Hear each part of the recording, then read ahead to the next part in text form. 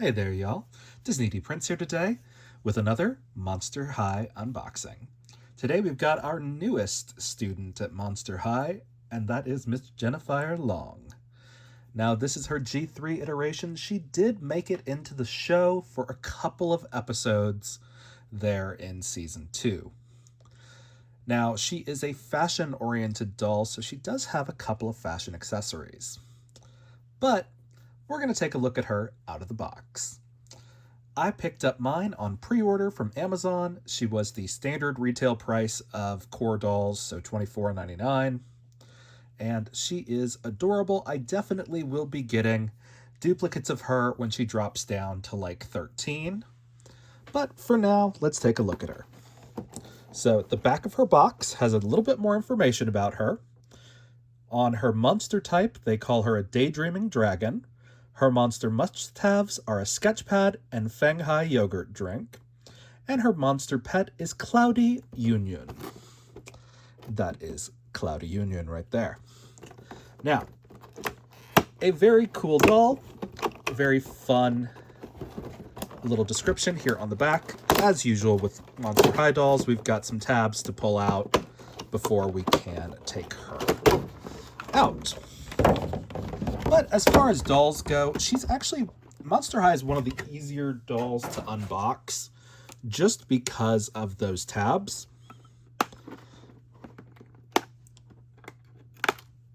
So let's take a look at Cloudy Union. First, now he is a metallic gold plastic. He does have little paws under there. I think he's supposed to be like a great stone dragon kind of thing, or like a lion dog. But he's very cool. He is 2 different pieces, I think, if we were to take this top part off. He doesn't have any articulation like most of the Monster High pets. He's got a pretty decent screening on this one. Now, I did order them online, so I didn't get a chance to check the screening, and I just kind of lucked out that my Jinafire was actually pretty decent. So this backpack is really cute.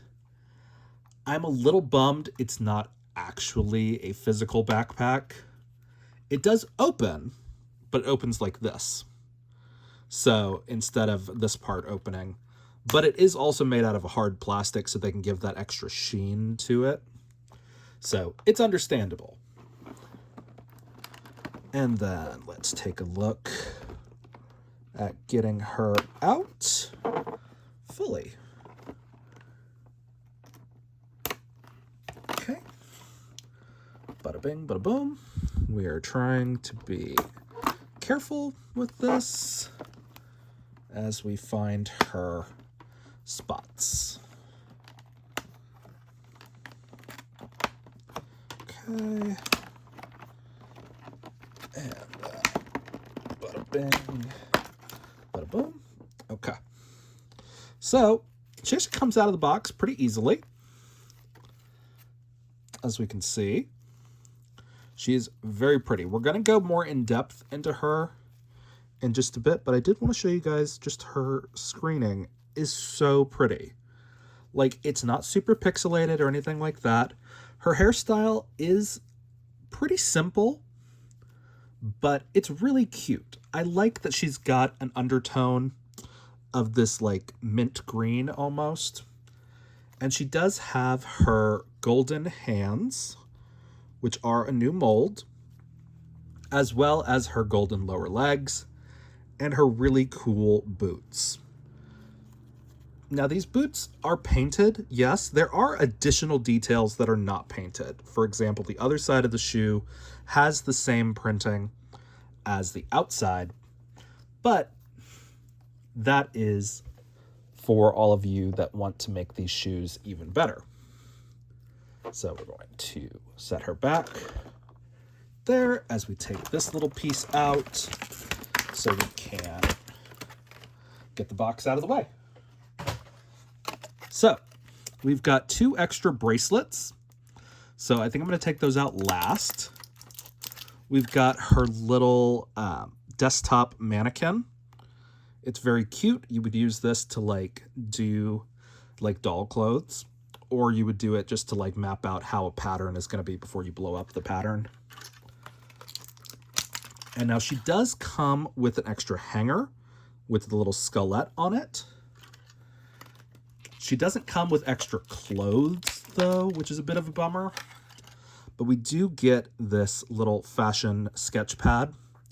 And it's actually pretty detailed here on the back with the Monster High emblem with the skullette. But we've got the picture of the pin, the jacket, and the bracelet. So it does tell us that the bracelets want to go on the left hand. Now, in addition to that, we've got her phone, her eye coffin. Very cute, with the little dragon that worms its way around.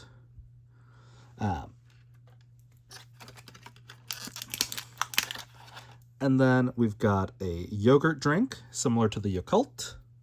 It does have a top that comes off, so do be careful when you don't lose that. And then we've got a little pen, and that does have Yun-Yun's head on it. If you see that detail right there. This is done in jade, of course. And then we've got her glasses. Now, they are transparent. I will give them that. I don't love that they're kind of in between tassels and like teardrops. So I probably wouldn't style her with that, but that is still pretty good. And then, of course, we've got a couple of bracelets. Now, these bracelets, unlike for Barbie, these are not hinged. These are designed to be put on after taking the hand off. And they do have a top and a bottom. Now, this one looks, if I can get it to focus on the right detail, there is actual, like, kind of like Chinese pottery inspired engravings on here with like cherry blossoms. So, and it does go this way up top because it's got a wider end and a narrower end. So when we take off her jacket, we're going to put those on. So now that we've got all of those out of the way.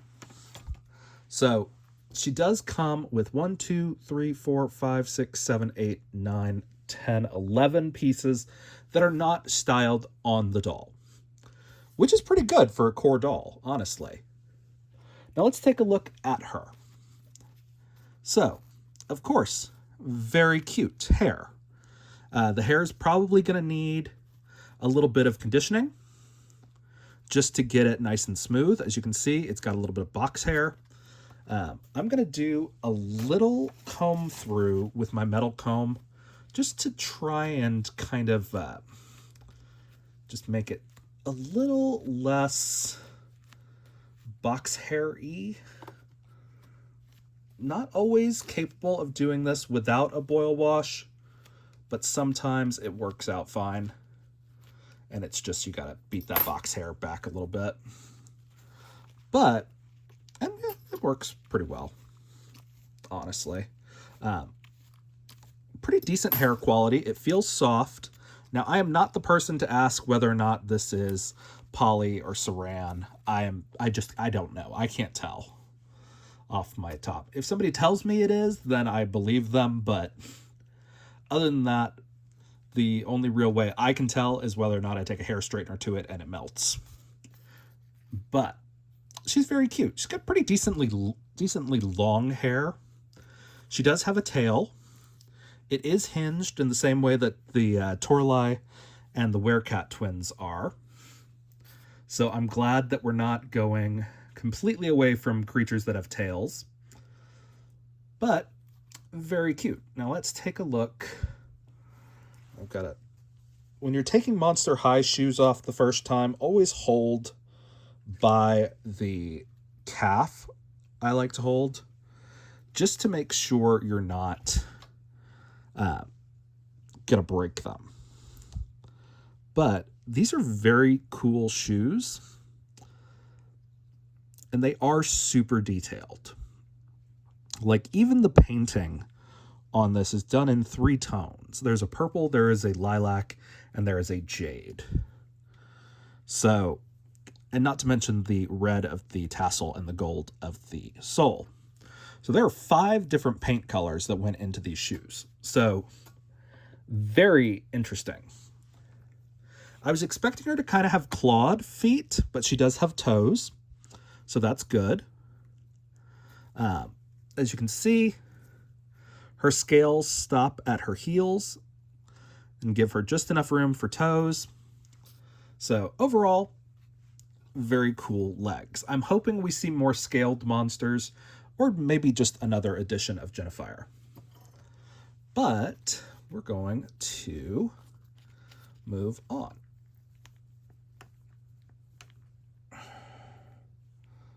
So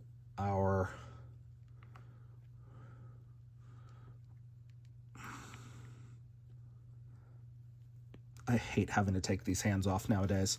I get so paranoid about it, especially when the dolls are not readily available in stores. So I'm actually going to take this off ahead of time so I can just kind of show you guys. So as we can see, her upper arms and her lower arms are still the same kind of like mint green that she is. Now, we do have a little bit of scale detailing here. I kind of wish they had followed that through on her forearms as well, but they didn't, so it's fine. And then we've got her belt, which is its own piece. And we do get some painting on the details on this. And it's just got the standard knob closure here at the back. And then we've got her skirt, which is a separate piece. For a second there, I was looking at it and it looked like it was going to be combined with the top.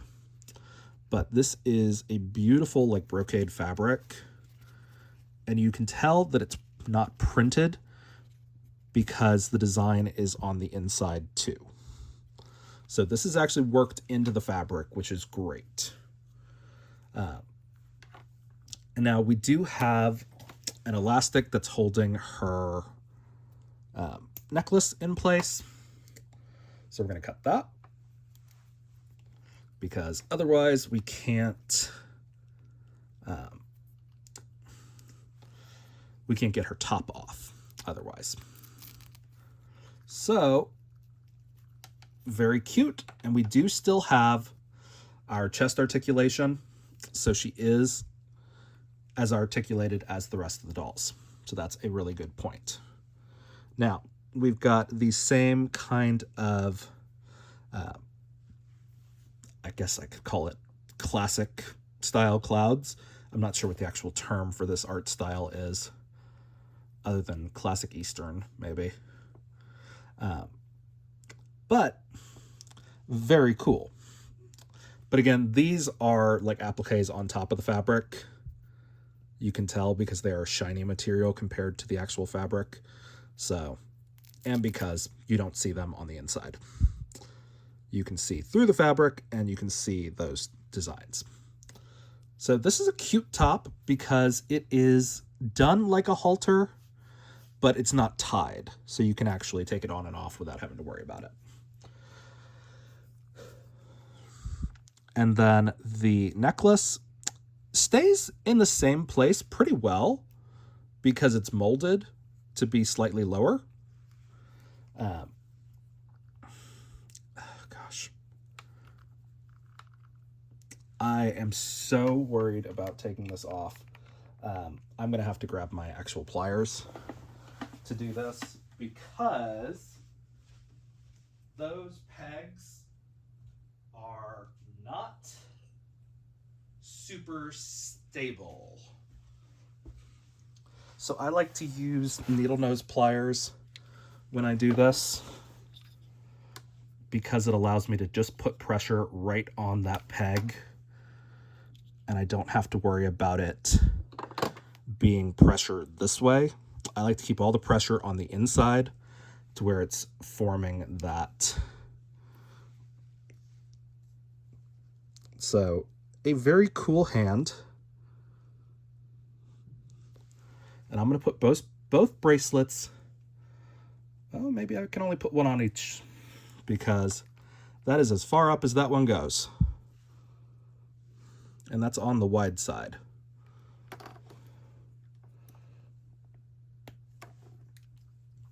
So, very cool. And now I've got to do the same thing over on this side. Again, I like to put pressure right on that joint. And I do this on all doll hands, except for Rainbow High, because Rainbow High really is designed to just come out. And then that goes on barely just to the part of it.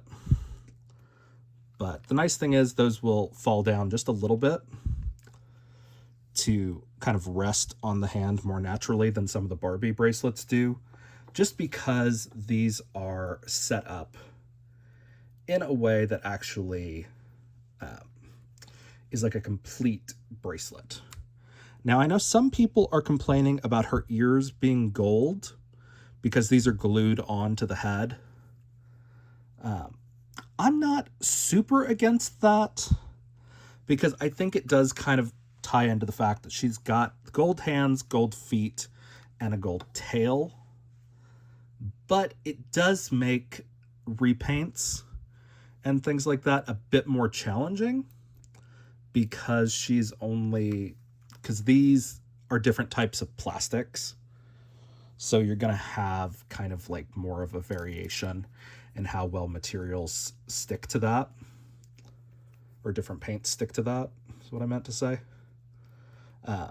But all in all, she is probably one of the better core dolls, I would say.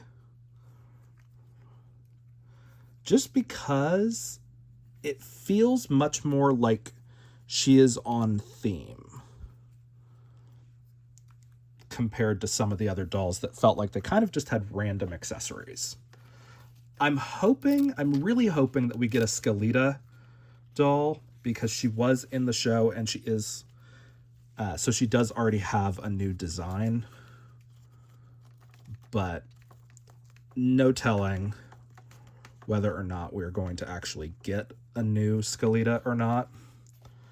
But Jinafire is one I also didn't think we'd be getting because they hadn't introduced her like at the end of season 1. But she's really cute. And I think more importantly is all of her stuff kind of ties together really well without it looking super like it's missing something kind of thing. But trying to put her back just the way she was. Okay, yeah, there we go. So, she looks pretty good, is all I'm going to say on that. Like, her outfit isn't, like, super hard to put back together, even if you take her fully apart, which I like. I appreciate that, because some of the dolls, once you take them apart, it is a little bit hard to get them to look like they were in the box. But with Jinafire, at least her outfit and everything goes on pretty easily. I don't know if I want to put the jacket back on, because the jacket's really cute. But when you have lapels that don't really want to stay open, it's a little bit harder. But this pin is too cute not to have on the doll. And she does have this ribbon down here at the end, which is really cute, but they also didn't include it on the inside of it. So there is no cuff at the edge of this. It's raw fabric that's sewed together, but the ribbon itself has a hem. So it's like half credit. And of course it's not lined on the inside. This is not a collector doll, but it's very cute. The thread work is done in gold, so it is really obvious. There is also red thread work here on the interior of the jacket, which I think they probably could have gotten away with using gold thread throughout, but it's still fun. So let me turn her head around and see if I can put her back in her jacket without taking her hands off. It's something you can kind of get away with sometimes. She's got really pointy fingers, though, so I don't know. We're gonna see. Okay, we got one. Okay. And we got half of it. It's had a thread stuck in there, though. Okay, there's our second one.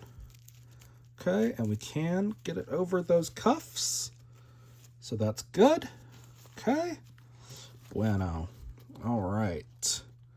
So, you can put this doll back in her outfit after taking her fully apart, which is great to know. She does have a couple of earrings. So she's got this one, and it is separate. It's not part of her ear, the red dangle.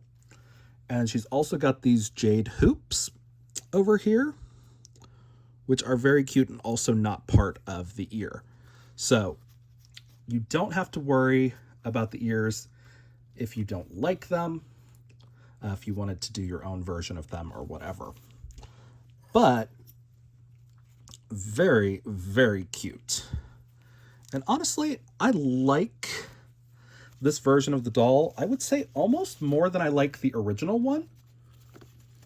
Because the original one felt more like a caricature of Asian cultures, which is kind of where you run into a lot of like racial stereotypes and things. But this doll feels more like an accurate amalgamation of Asian cultures. But she's really pretty. I love the hair. I love the skirt. The jacket is really well made. I will say that. I like the cut of the pattern. It's very Michael Jackson in the Thriller video. The boots are really cool. I kind of wish we could have seen more jade that wasn't just the jewelry. We do get the backpack, which is fine. But I kind of would have loved to have seen this be like a jade dragon or something like that, maybe. It would have tied it in just a little bit more. But overall, she is a really good doll that comes with a lot of extra accessories. So I kind of expected some of these more obscure characters to only be playset exclusives, but she looks really good. Like, I am pleasantly surprised at the quality of her. Her piece count is great. Like, let's go through and see how many pieces she actually has. So let's see. So 1, 2, 3, 4, 5, 6, 7. So 1, 2, 3, 4, 5, 6, 7, 8, 9 that she's not wearing. 10, 11, 12, 13, 14, 15, 16, 17, 18, 19. 19 pieces other than the doll, which is really good piece count wise, especially considering she's not an expensive doll. She's the 24, which is kind of standard for these dolls. So I am pleasantly surprised by the quality of her and the fact that her hair really didn't take that much taming. And I'm sure if I gave it a conditioner wash, it would look even better. So overall, this doll is a great pickup. If you're worried about face screening qualities at Mattel, don't buy it till you see it in stores. As far as I'm aware, she is not going to be an exclusive anywhere. But right now, she has only been available at Amazon, and I think a couple of like Entertainment Earth and Big Bad Toy Store had her for pre-order. But I expect to see this doll pretty much at the normal retailers in January. So if you guys have questions on her, let me know in the comments. If you enjoyed it, leave me a like. And as always, follow along for some more fun unboxings. All right, y'all. Be good. Bye.